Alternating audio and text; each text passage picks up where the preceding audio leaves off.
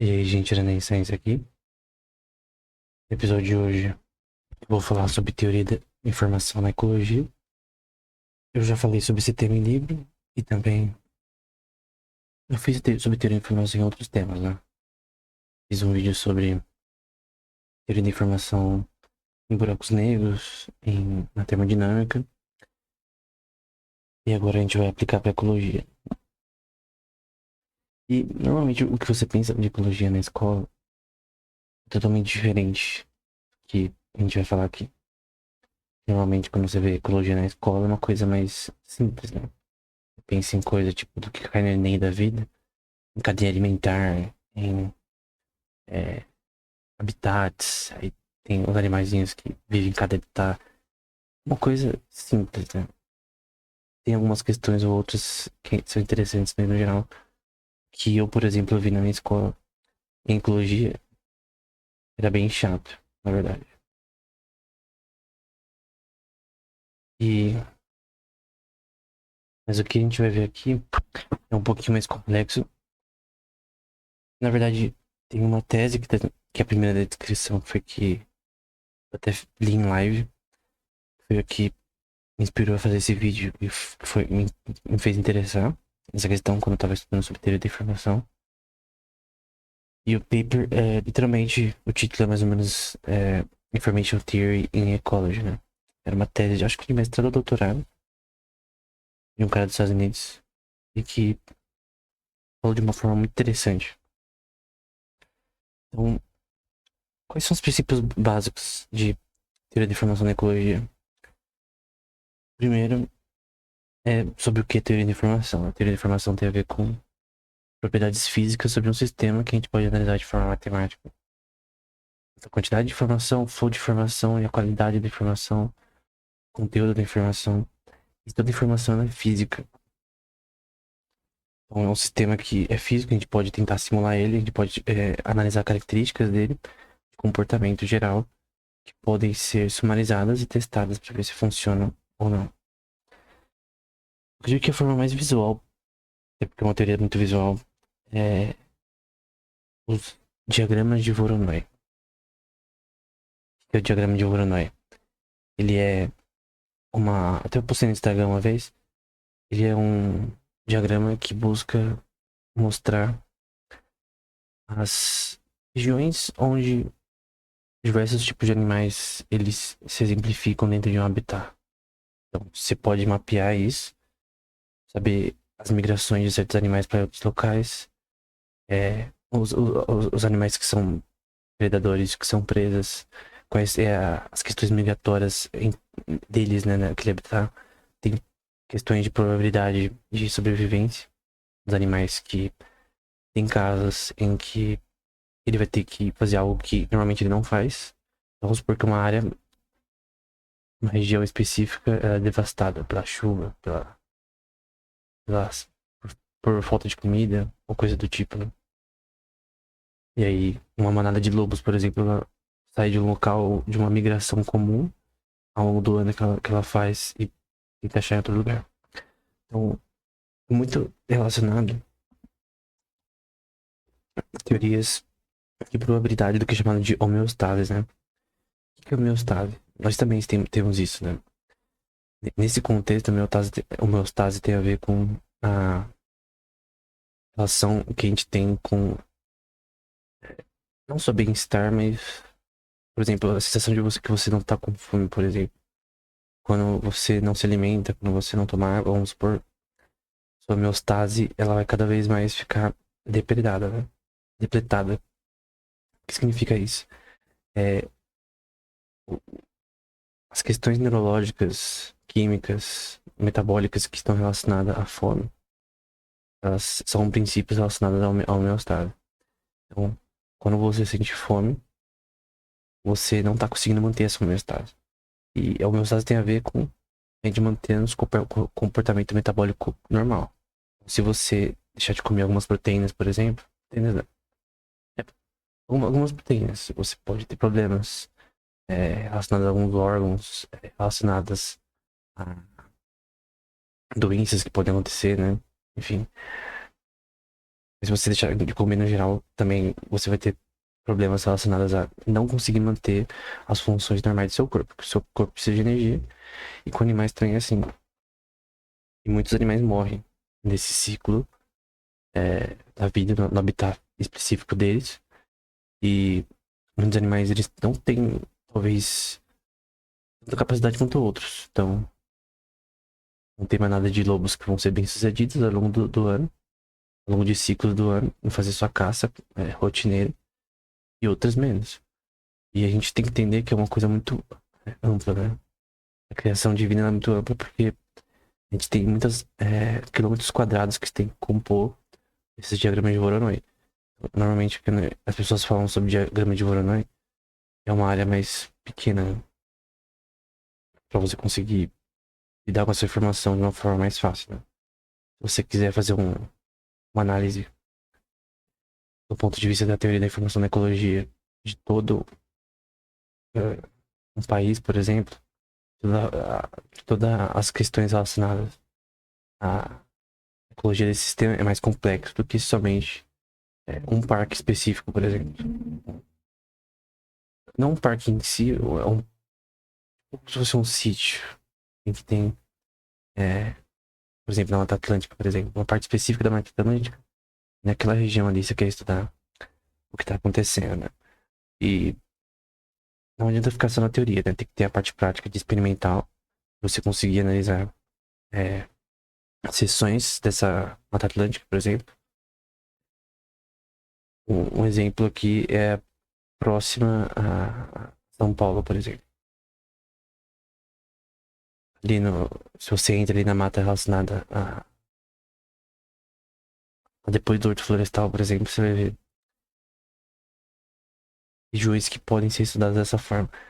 E aí você vai ter que ter é, dispositivos que possam catalogar a posição de animais ao longo do tempo, entender a forma de migração deles, entender a forma é, de reprodução deles também ao longo do tempo, que é uma questão também importante de probabilidade de sobrevivência de animais dentro de um ecossistema, né? Se eles vão conseguir reproduzir ou não, comparado à taxa de mortalidade, né? Então, se tiver muitos lobos num local específico, vamos supor que eu pego, sei lá, mais de 5.000 lobos, eu coloco numa região específica, tem um número de predadores X, né? E uma taxa de reprodução X, e que está definida, coisa que a gente pode falar posteriormente, que é o Hardy-Weinberg Principle e o Fisher Sex Ratio Theory, que vão dar mais ou menos ali a probabilidade de reprodução naquela área. E se você introduzir artificialmente, né, uma alcateia muito grande, né, naquela região, você vai ter problema, né? Sempre quando você tira um ser vivo de uma região, ou adiciona, você pode ter problema, né? Um exemplo simples é tirar abelhas de um ecossistema. Você vai ter um problema muito grande aí na parte da fauna daquela região. O ponto aqui é que quando a gente está falando sobre animais que tem que ter uma taxa de sobrevivência X, né? Uma coisa complexa é a gente tentar calcular isso do ponto de vista geral, né?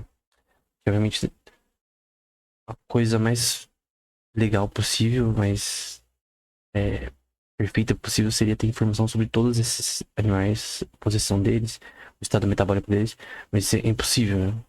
Então, o que os pesquisadores normalmente fazem é pegar grupos específicos de animais e conseguir ter dados que são coletados por equipamentos, né, sobre esses animais.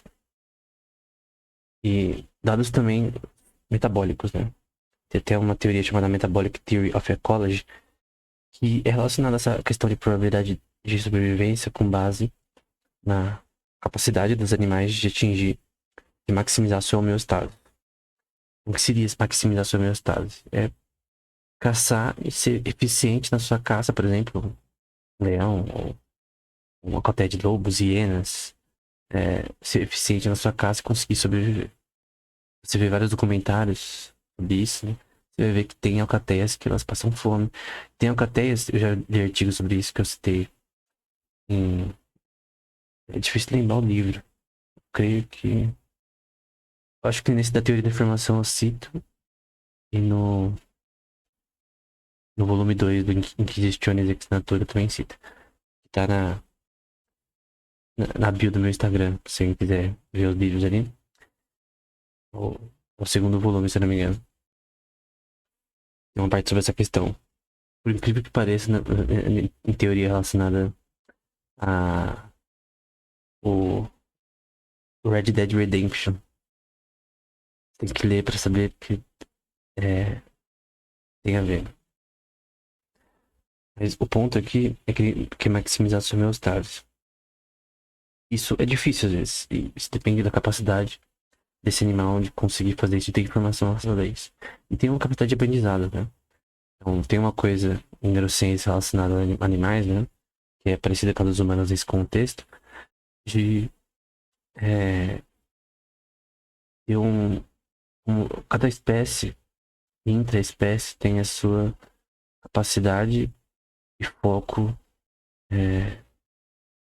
neurogenético seria a palavra, talvez. Mas de comportamento genético.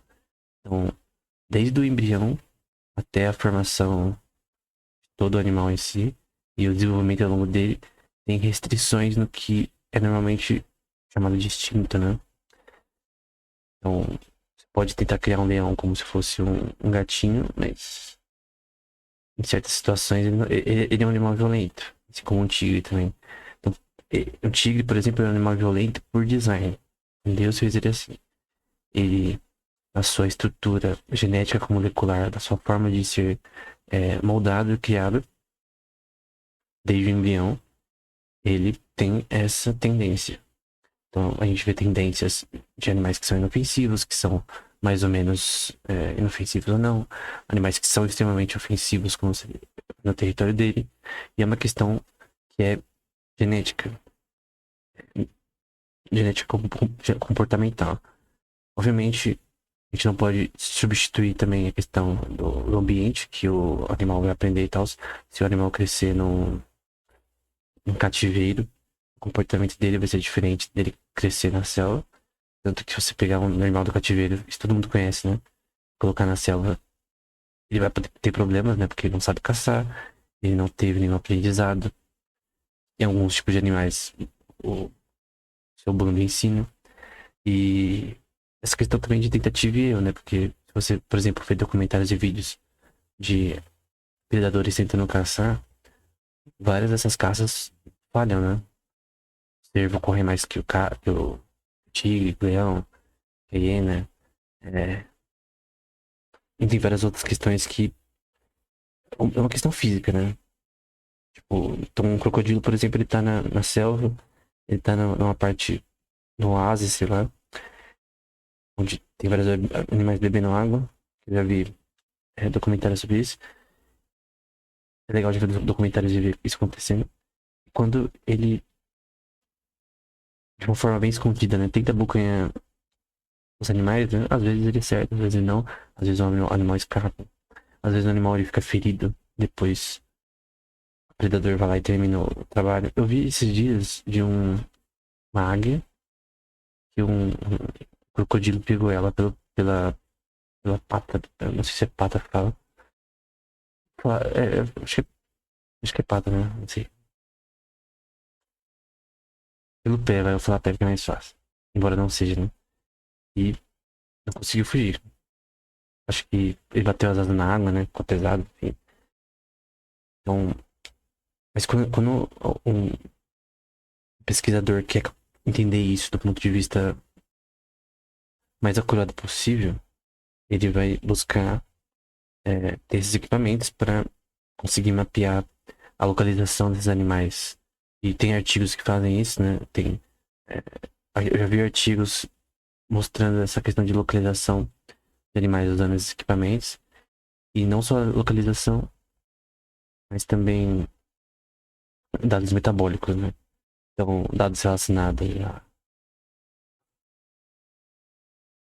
eu acho que não lembro exatamente. Tem um que eu vou citar aqui, da relacionadas à questão metabólica, essas questões relacionadas a coisas simples, né?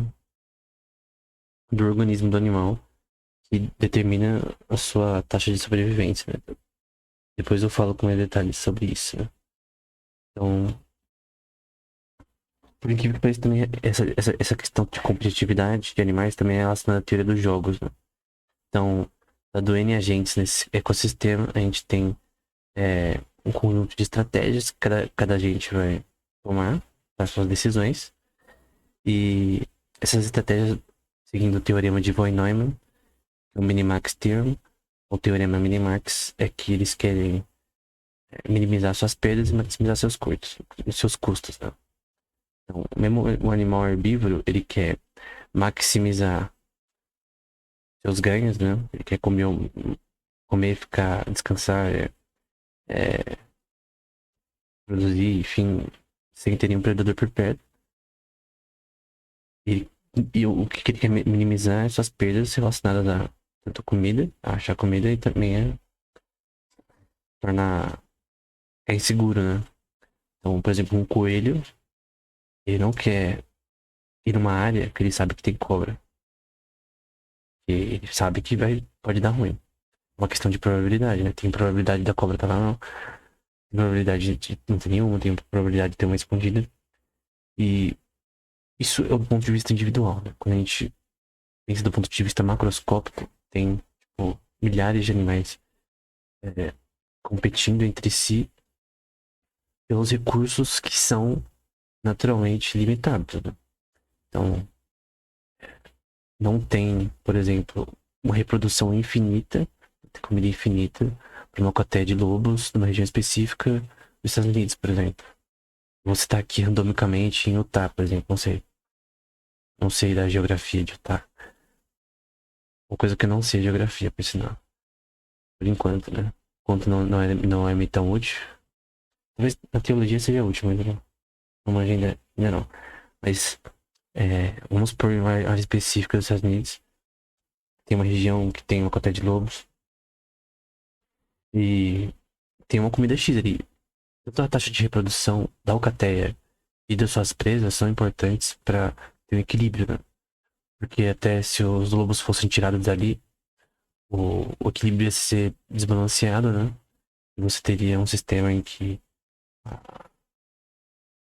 os coelhos, no caso, reproduziriam sem parar e você teria uma alta de coelhos. E que, por incrível que pareça, é como se fosse uma casa de cartas, né? Se tiram uma parte, tem problema. Porque nessa questão de minimizar seus erros, ou as perdas, né? Maximizar seus ganhos, né? Esses animais, eles têm um equilíbrio. Então, eu não acredito no equilíbrio macroeconômico na economia de verdade, né? Da vida real. Mas do ponto de vista, entre aspas, da economia na ecologia, quando eu digo economia tem a ver com essa questão de você tentar coletar os recursos, tecnicamente, para manter a sua homeostase, o animal precisa tecnicamente trabalhar, né? Precisa sair de noite, por exemplo, o predador e caçar. O herbívoro ele tem que sair, pegar seus mantimentos das árvores, comendo folhas, frutas, enfim. Cuidar da sua manada, enfim. E uma coisa, por exemplo, que as manadas tendem a ter comportamento, quando tem muitos predadores ao redor. Eu tenho um exemplo de um documentário, e também tem artigos sobre isso, né? Sobre o que é chamado de Selfish Herd Hypothesis, né? Que quando as presas são cercadas, um bando, eles tendem a ficar numa região centralizada, né? Então fica tipo um banco, como se fosse um círculo, né? Tem documentários que mostram isso, né? Um círculo de búfalos, por exemplo. Eu vi um documentário mostrando isso. E vários lobos ao redor. E os lobos sempre tentam pegar os menores, né?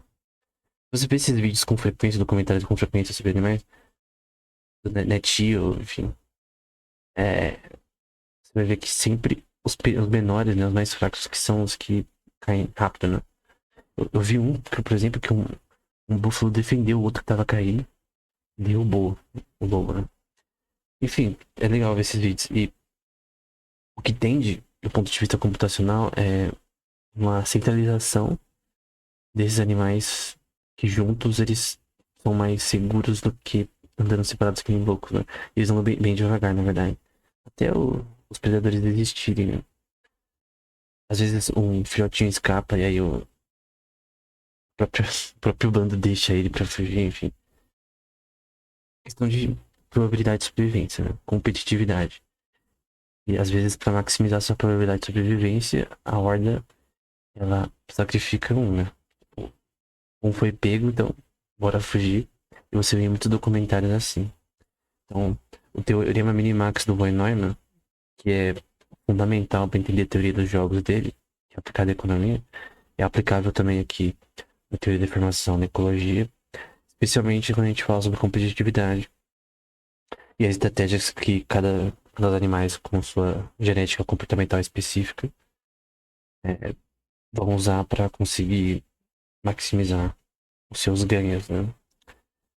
Tendo em vista que esse sistema tende sempre ao equilíbrio, né? Eu não sei se seria justo falar equilíbrio de Nash.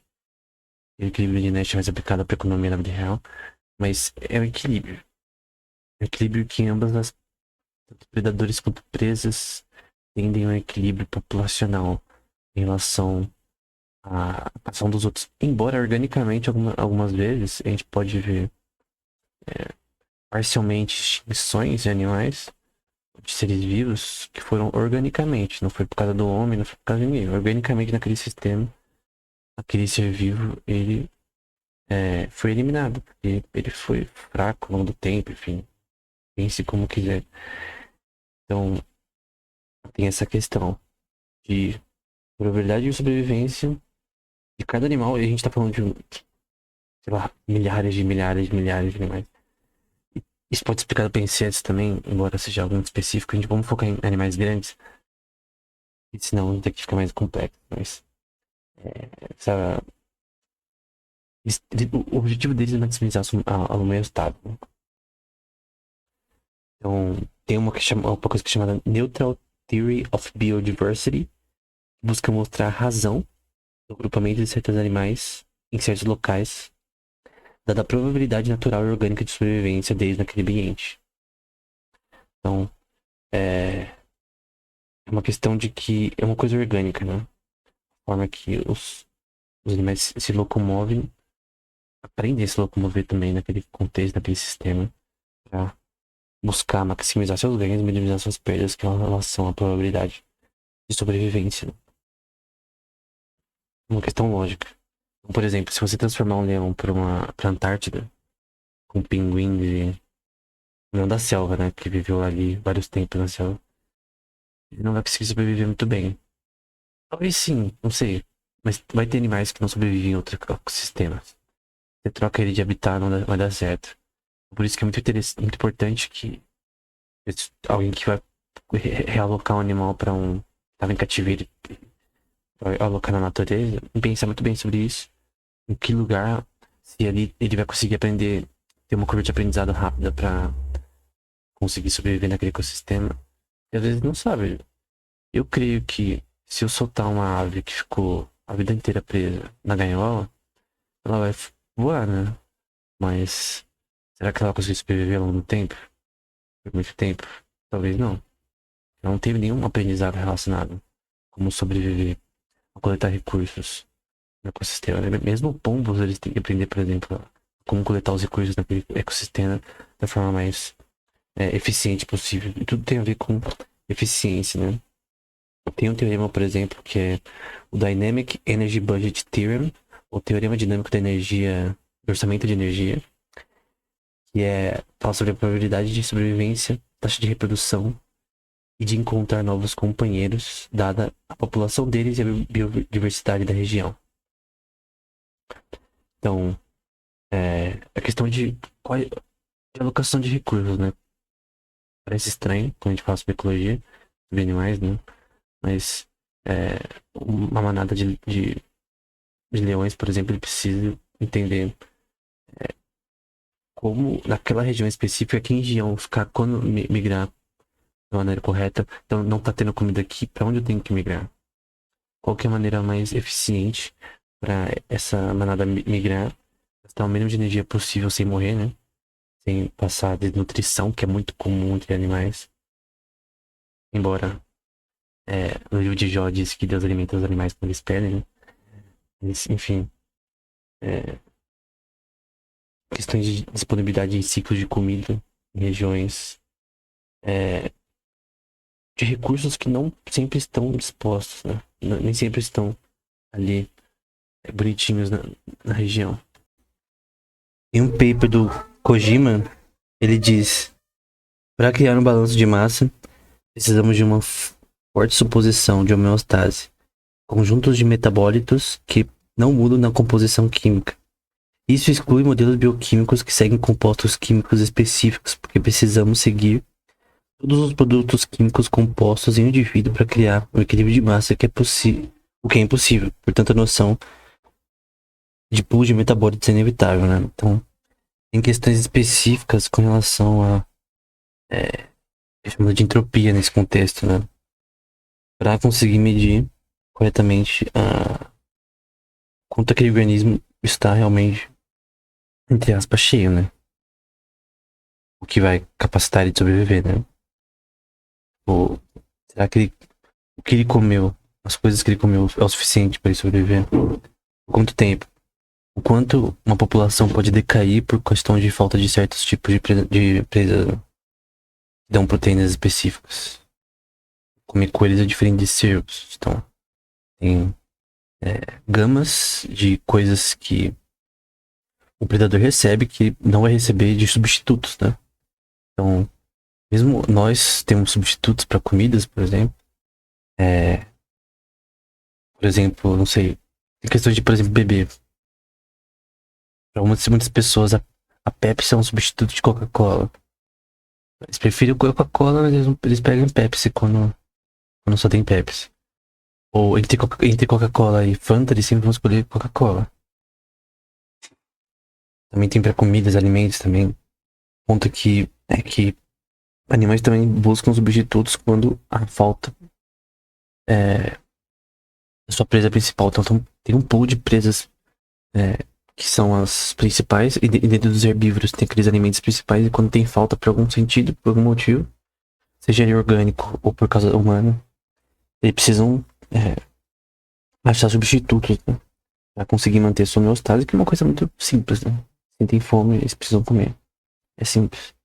E o comportamento deles muda conforme esses sinais de homeostase que eles possuem no momento.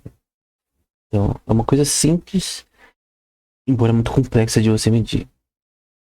Sobre entropia, tem um paper que eu também vou citar na descrição, do Clark, chamado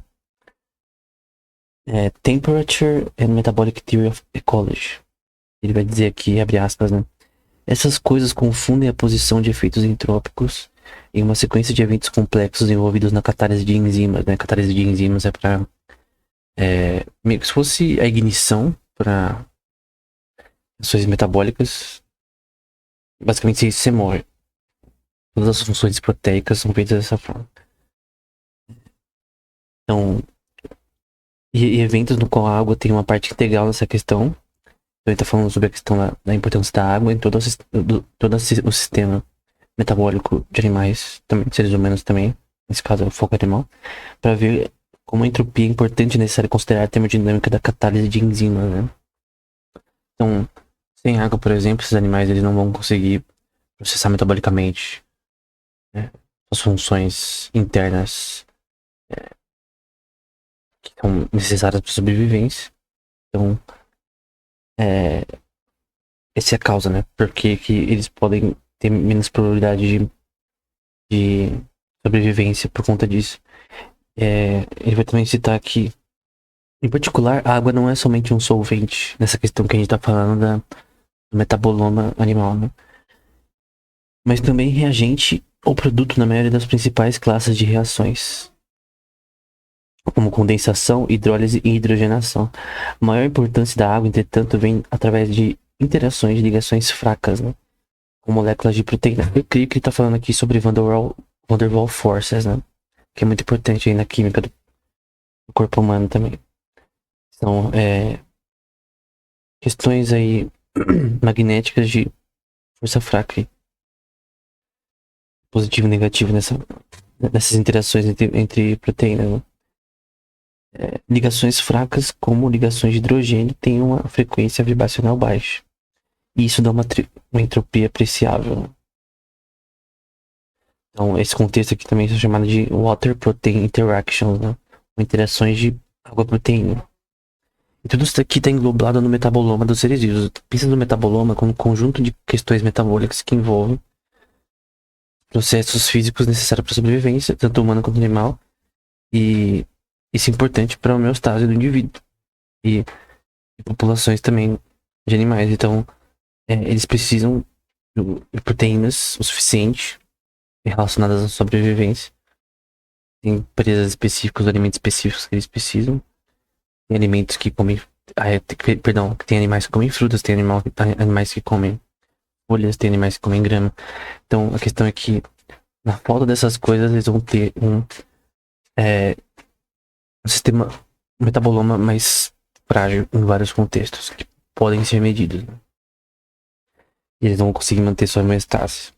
É uma competição por recursos escassos. Se você jogar animais demais em um ambiente específico, fixo, vai ter uma diferença em questões de homeostase para diversos seres vivos ali que não vão conseguir ter um sistema de equilíbrio.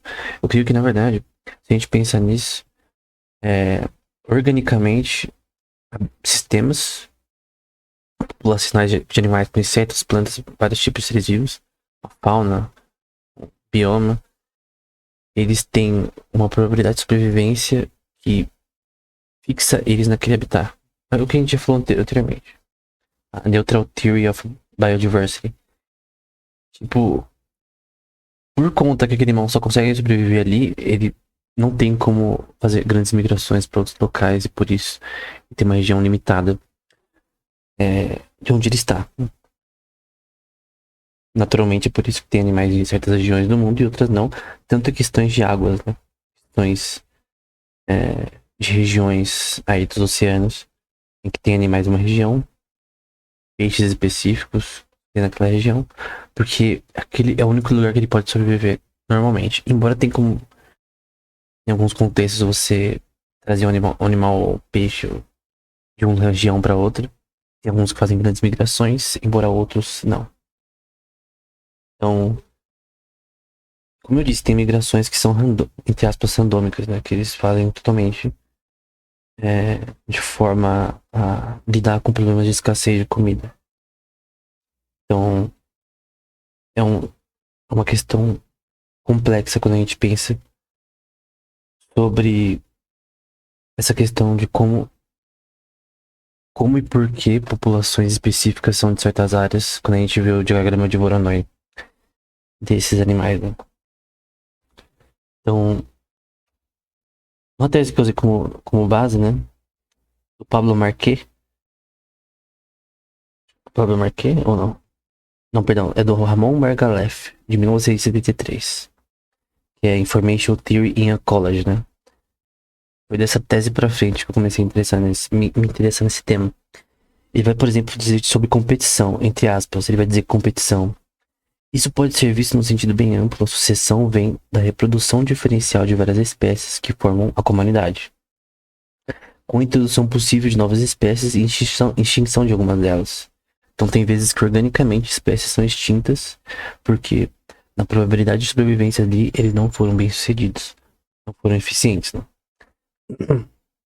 Quando o número total de indivíduos continua constante, isso pode ser visto como uma indicação de competição. Ele vai falar sobre correlações internas também. No mesmo paper, né? O desenvolvimento da sucessão envolve o estabelecimento de relações progressivas definidas, melhores e mais intensas entre os organismos que vieram a ficar juntos numa população mixa. Todos os ecologistas sabem que os estágios iniciais de qualquer sucessão são meio que imprevisíveis, dado a larga intenção da randomicidade da primeira colonização. Então, grupos populacionais eles se movem de forma randômica? Creio que não, mas é da forma que eles acham mais eficiente. um grupo de búfalos, por exemplo, vamos supor, de hienas, tá vendo que tá sendo bem sucedido ali, ele vai se manter ali até ele ter que migrar.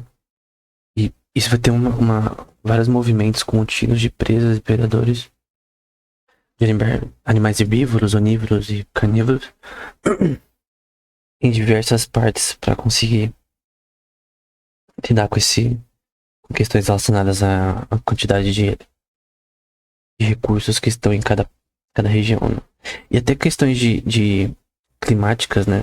Do ponto de vista natural, né? Então, mudanças do inverno, de estações, inverno, outono e tal, mudam as migrações também dos animais.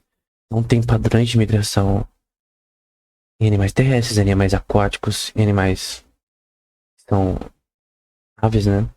Por conta das estações, né? E que naturalmente mudam de região do mundo para região, que vão determinar formas de comportamento migratória diferentes, que podem ser analisados com equipamentos, como disse antes, para analisar a localização desses animais.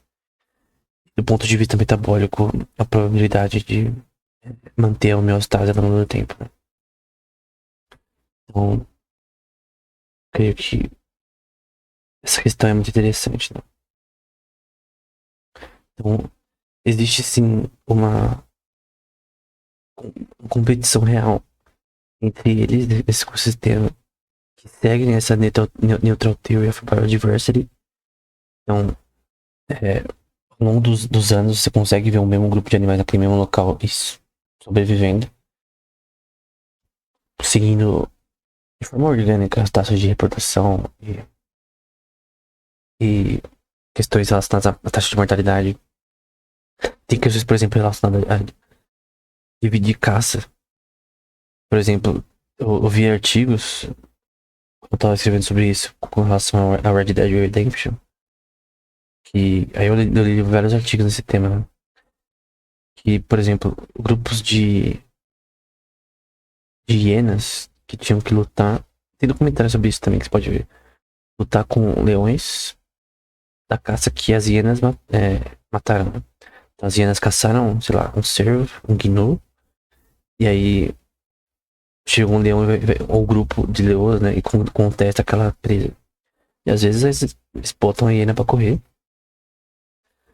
Às vezes as hienas pegam só a carcaça do que outros animais já comeram tudo, né, devastaram. Corvos são comuns, por exemplo, por pegarem apenas carcaças. Abutres também. Acho que é mais corvo, na verdade. Mas essa questão diferença de questões de força entre animais também muda essa questão competitiva. Então, tem animais que têm vantagem competitiva sobre outros dentro de uma região local, o que pode fazer alguns outros animais organicamente passarem de desnutrição. Então, existe uma competição real que pode ser definida ou menos representada pela teoria dos jogos e que tem também, assim como a gente vê na vida real, essa questão de vantagem competitiva. Embora talvez às vezes numericamente, eu já também vi em casos que hienas conseguiram pegar a carcaça de grupos mais fortes que eles, né? Tipo o lobo do deserto da vida que vem contestar e conseguir segurar o que eles caçaram ou vice-versa. Mas tem uma tendência, por exemplo, com hienas e leões, especificamente, de elas sempre terem uma vantagem menor. É uma questão física, né? De vantagem competitiva. É um sistema que depende da informação dos agentes desse sistema. Então, como eu disse, se você pegar um animal em cativeiro e colocar na selva, ele não vai conseguir viver. Ele não vai ter conhecimento e informação suficiente para eles ter uma estratégia correta para se manter. Até porque tem várias vezes que naquela mesma região que sempre teve alimento organicamente, não vai ter. De repente teve mais chuva, teve mais seca, não tem alimento. Para animais herbívoros também. Então, Às vezes nas áreas que eles migravam não tá dando certo, a gente tem que migrar para outras áreas. É interessante ter teorias que normalmente a gente chama de diffusion models, né? Tentar atomicidade, fazer modelos estocásticos, né? Para conseguir determinar a forma que possíveis migrações acontecem. Embora seja muito complexo fazer isso para todos os animais. O que faz essa teoria, o que a gente chama de social network analysis, de animais especificamente, ser bem interessante, vai ser bem complexo. A gente está falando de diversos tipos de seres vivos que têm comportamentos diferentes. E os recursos que eles se utilizam são diferentes entre si, né? Entre espécies. Tem também. Eu já vi pesquisa, por exemplo, com animais aquáticos, do golfinhos, por exemplo. Com relação a colocar equipamentos neles para analisar sua migração, analisar seu comportamento. Tudo isso é interessante do ponto de vista da teoria da informação da ecologia, mas que especificamente quer entender modelos determinísticos ou estocásticos, né? Estocásticos tem uma função de randomicidade nessa questão.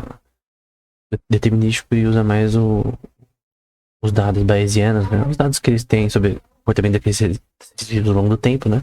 Então os pesquisadores pegaram dados ao longo dos anos e usam isso como base para entender o comportamento desses animais, ao menos populacional em massa, né? Não individual, para entender como eles se comportam ao longo do tempo, como eles administram os recursos desse sistema, né?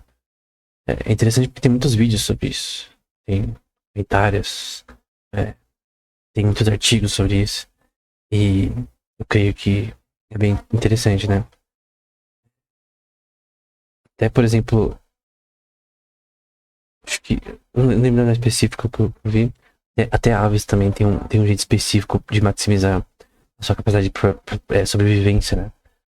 A forma de se movimentar espacialmente entre eles, em bando, para fugir de predadores. Enfim. Então, era isso.